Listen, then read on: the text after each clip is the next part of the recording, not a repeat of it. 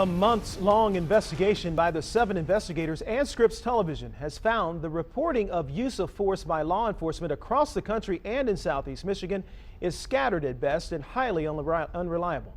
That now has the Department of Justice working to standardize the reporting. 7 investigator Jonathan Carlson is here now with the story. Jonathan. Guys, use of force by police has dominated the headlines over the last year, and just yesterday I was in court as a former Inkster officer was found guilty of wrongly beating a man during a traffic stop. Those cases were caught on tape, but keeping tabs on just how often this type of thing happens, on and off camera, we found it's a mess. The beating of an Inkster man, the most high-profile example of excessive force in the metro this year, it joined headlines around the nation showing cops behaving badly. Local attorney David Robinson, a former Detroit cop, specializes in cases of force. The advent of the video, that has changed the way that the public sees police officers in action, but it hasn't changed police officers. But is force on the rise, or do the numbers tell a different story?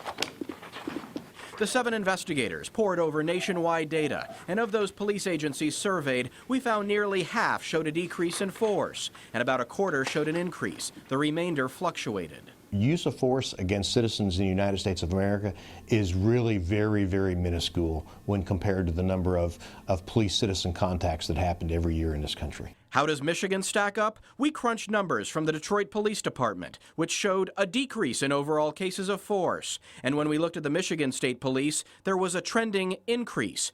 However, the number of overall arrests often play into those numbers, so everything is relative. But here's where the problems lie. Many agencies nationwide and in Michigan could not provide data. It highlights what federal law enforcement officials say is a lack of uniformity in tracking incidents of force nationwide. The use of force information from law enforcement agencies is so varied because we have 18,000 decentralized agencies across America, each serving various functions and purposes, from local PD to sheriffs to constables to state law enforcement agencies.